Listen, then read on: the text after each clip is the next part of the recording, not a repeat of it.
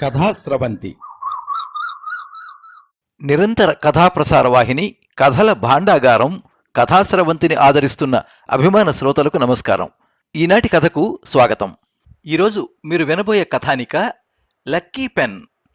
అంతర్జాలం నుంచి సేకరించి వినిపించమని కోరిన వారు శ్రీ రమణ, కథాస్రవంతి శ్రోత.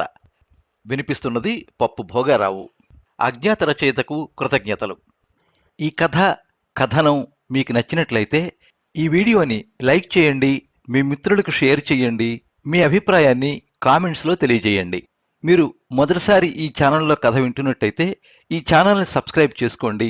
పక్కనుండే బెల్ ఐకాన్ని తప్పకుండా నొక్కండి. ఈ ఛానల్ ద్వారా వినిపించే కథలు, కబుర్లు, వ్యాసాలు అన్నీ ఎప్పటికప్పుడు మీకు అందజేయబడతాయి.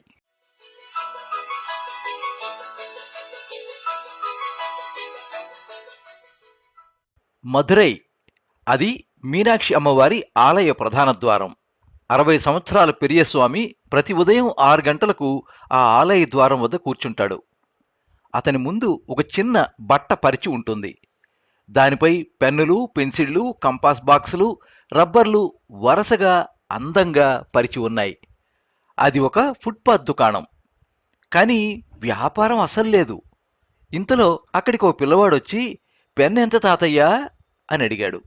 పెరియస్వామికి ఒక నియమం ఉంది. ఎవరైనా పెన్ అడిగితే ముందుగా, బాబూ ఇది పరీక్ష కోసమేనా అని అడగడం అతని అలవాటు. ఇప్పుడు అలాగే అడిగాడు. అవును తాతయ్య, ఈరోజు నాకు మ్యాథ్స్ పరీక్ష ఉంది, స్కూల్కి వస్తూ ఉంటే నా పెన్ ఎక్కడో పడిపోయింది అన్నాడు.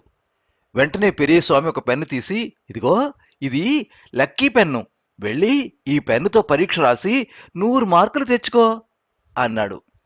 ఎంత తాతయ్య? డబ్బులు తర్వాత, ముందు పరీక్ష రాయి, తిరిగి వచ్చి నీ మార్కులు చెప్పు, అప్పుడు డబ్బులు ఇవ్వు నవ్వుతూ అన్నాడు పెరియస్వామి.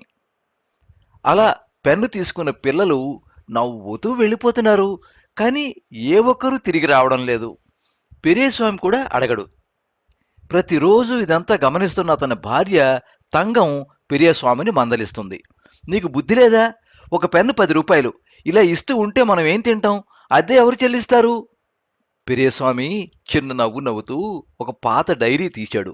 అందులో తేదీలతో సహా ఇలా రాసి ఉంది: 12/3/2010 రమేష్ మ్యాథ్స్ పరీక్ష పెన్ పెండింగ్. 5/6/2011 సుమతి హిందీ పరీక్ష పెన్ పెండింగ్. 18/9/2013 మురుగన్ 10వ తరగతి పబ్లిక్ పరీక్ష ఇంగ్లీష్ పెన్ను పెండింగ్.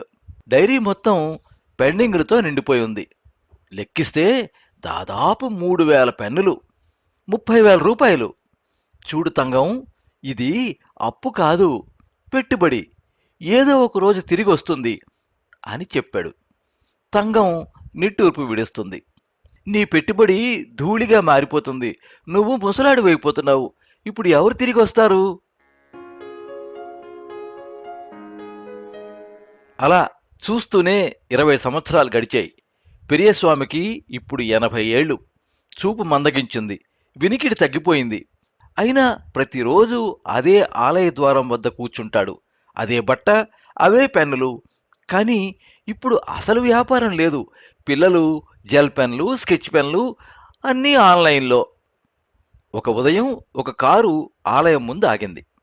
దాదాపు 35 ఏళ్ల వ్యక్తి దిగాడు. కోటు, టైతో, చేతిలో పూలగుచ్చం ఉంది. అతను నేరుగా పెరియస్వామి దగ్గరికి వెళ్ళి అతని పాదాల వద్ద వంగి నమస్కరించాడు. తాతయ్య, నన్ను గుర్తుపట్టారా? పెరియస్వామి నుదుటిపైన చెయ్యి అడ్డంగా పెట్టుకుని కళ్ళని చికిలించి చూశాడు. బాబూ, నేను ముసలివాడిని, సరిగ్గా కనిపించడం లేదు. ఎవరో గుర్తుపట్టలేదు బాబూ. తాతయ్య, 18 సంవత్సరాల క్రితం 10వ తరగతి పబ్లిక్ పరీక్ష ఇంగ్లీష్ పేపర్. ఆ రోజు నేను ఏడుస్తూ వచ్చాను. నా పెన్ విరిగిపోయింది. నా దగ్గర డబ్బు లేదు. మీరే ఒక పెన్ ఇచ్చి, ఇది లక్కీ పెన్ను, వెళ్ళి 100 మార్కులు తెచ్చుకో అన్నారు. డబ్బు అడగలేదు. పెరియస్వామికి లీలగా గుర్తొచ్చింది. బాబూ, నువ్వు? నేను మురుగన్ తాతయ్య. ఆ పెన్తో పరీక్ష రాశాను. 98 మార్కులు వచ్చాయి. పాస్ అయ్యాను. కాలేజీకి వెళ్ళాను. నేడు నేను పెన్నా టెక్నాలజీస్ అనే ఒక సాఫ్ట్వేర్ కంపెనీ యజమానిని. నా జీవితం మీ పెన్నుతో ప్రారంభమైంది. సంఘం తలుపు దగ్గర నిలబడి నిశ్శబ్దంగా కన్నీళ్లు కారుస్తోంది. మురుగన్ ఒక కవర్ తీసిచ్చాడు. తాతయ్య, ఆ రోజు నేను మీకు 10 రూపాయలు ఇవ్వాలి. ఇదిగో ఈరోజు నేను వడ్డీతో తిరిగిస్తున్నాను అంటూ ఒక కవర్ చేతికి అందించాడు. అందులో 10 లక్షల రూపాయల చెక్కు ఉంది.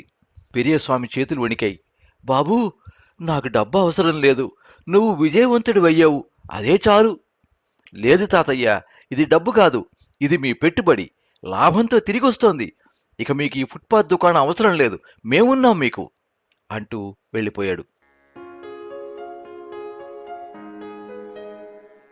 మరుసటి రోజు పత్రికల్లో పతాక శీర్షిక: పాదచారి తాతయ్యకు 10 లక్షల గురుదక్షిణ ఇచ్చిన సాఫ్ట్వేర్ వ్యాపారవేత్త.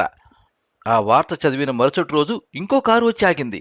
తాతయ్య, నేను సుమతి హిందీ పరీక్షకు మీ దగ్గర పెన్ను తీసుకున్నాను. ఇప్పుడు నేను హిందీ టీచర్. తర్వాత రమేష్ వచ్చాడు. తాతయ్య, ఇప్పుడు నేను ఆడిటర్. నా మొదటి బ్యాలెన్స్ షీటు మీ పెన్నుతోనే రాశాను.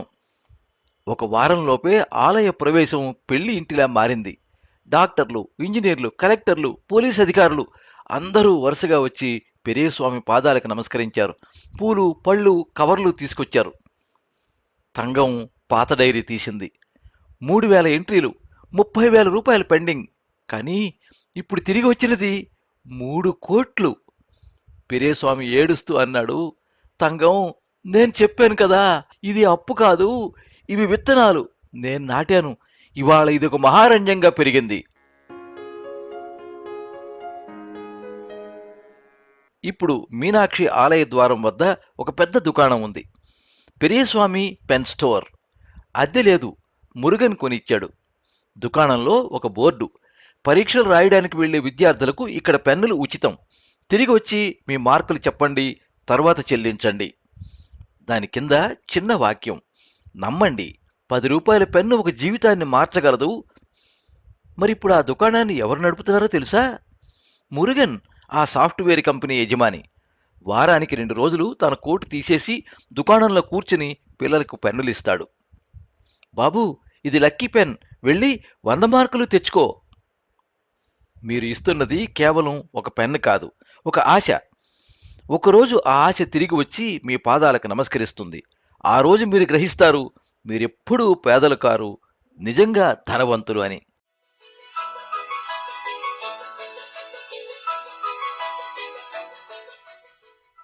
మీరింతవరకు అంతర్జాలం నుంచి సేకరించి శ్రీ రమణ గారు వినిపించమని కోరిన కథానిక లక్కీ పెన్ విన్నారు. వినిపించినది పప్పు భోగారావు. అజ్ఞాత రచయితకు కృతజ్ఞతలు, ధన్యవాదాలు. ఎప్పుడు మీ అభిమానాన్ని కోరుకునే పప్పు భోగారావు. సర్వే జనాః సుఖినో భవంతు. కథా స్రవంతి